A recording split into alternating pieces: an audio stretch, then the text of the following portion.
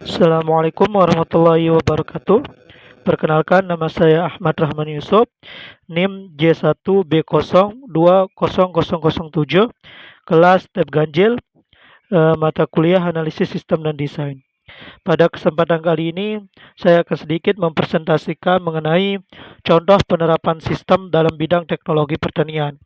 Di sini saya mengangkat dua contoh mesin, yaitu yang pertama mesin pemarut kelapa, di mana mesin pemarut kelapa ini mempunyai beberapa subsistem, di antaranya yaitu hopper, unloading atau pengeluaran, lalu ada silinder pemarut, kemudian ada motor bensin atau motor listrik, kemudian ada pule, sabuk atau bel, terus penutup silinder, rangka mesin, bearing dan poros.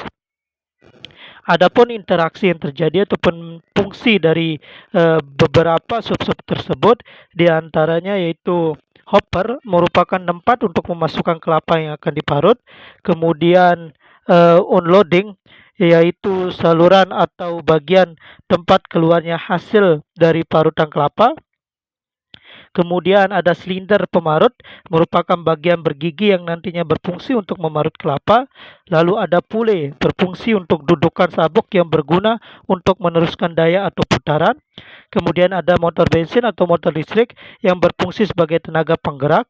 Kemudian ada sabuk atau bel, berfungsi untuk menyalurkan putaran puli pada motor penggerak menuju puli pada poros silinder parut. Kemudian ada penutup silinder, berfungsi untuk menutup bagian silinder atau bagian atas silinder pada proses pemarutan agar hasil parutan tidak berterbangan. Kemudian ada bearing, berfungsi sebagai dudukan poros. Lalu ada poros yang berfungsi untuk meneruskan putaran dari poros motor ke poros pisau pemotong. Lalu di sini juga ada rangka mesin, di mana rangka mesin ini berfungsi untuk menopang atau menumpu bagian-bagian sub-sub yang lainnya. Kemudian interaksi secara umum dapat digambarkan, yaitu dimulai dari motor bensin atau motor listrik yang menghasilkan tenaga berupa gerak putar yang kemudian disalurkan oleh pule dengan pelantara sabuk atau bel, kemudian diterima oleh pule yang berada pada bagian poros mesin yang kemudian menggerakkan silinder pemarut untuk melakukan proses pemarutan. Adapun lingkungan dan tujuannya, di mana lingkungan di sini yang dimaksud adalah sumber daya. Sumber daya di sini adalah manusia, di mana manusia di sini berperan sebagai yang menghidupkan mesin. Kemudian ada tujuan, di mana tujuan dari mesin ini berfungsi untuk memarut kelapa dengan lebih mudah dan efisien.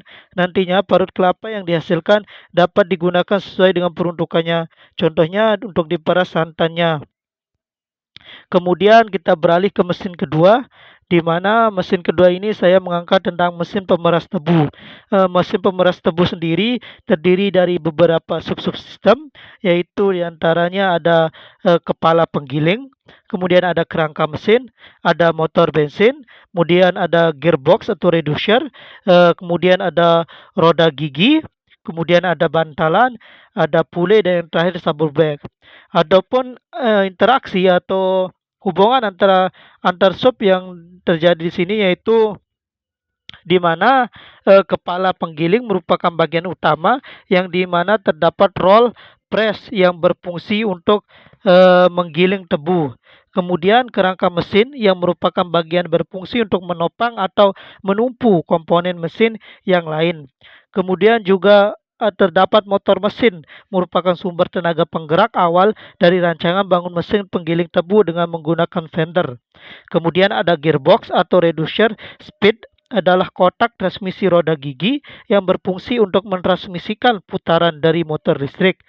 Kemudian ada roda gigi, merupakan komponen penghubung suatu poros ke poros lain dengan jumlah putaran dan arah posisi sumbu yang berbeda dengan jumlah putaran yang diperbesar ataupun diperkecil.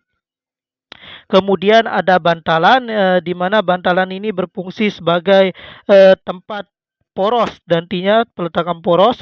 Kemudian ada pule, digunakan dalam suatu proses ke proses lain dengan jarak jauh atau menggunakan sabuk, yaitu mengalihkan putaran. Kemudian ada sabuk bel berfungsi untuk memindahkan putaran dari proses satu ke poros satunya. Secara umum interaksi dari tiap sub-sub sistem yang terjadi dimulai dari motor mesin yang berfungsi sebagai tenaga penggerak utama yang berupa putaran yang kemudian ditransmisikan oleh gearbox atau reducer yang disalurkan menggunakan pule dengan pelantara sabuk bel menuju bantalan. Bantalan yang telah dilengkapi dengan pule selanjutnya menyebabkan berputarnya roda gigi yang membelokkan putaran sehingga membuat kepala penggiling berputar dari putaran itulah sehingga nantinya kepala penggiling dapat mengepres atau memeras batangan tebu. Adapun lingkungan dan tujuan dari mesin ini yang dimana lingkungannya yang berhubungan dengan sumber daya di sini merupakan sumber daya manusia karena di sini manusia berfungsi sebagai pembangkit tenaga atau yang mengaktifkannya. Kemudian ada tujuan.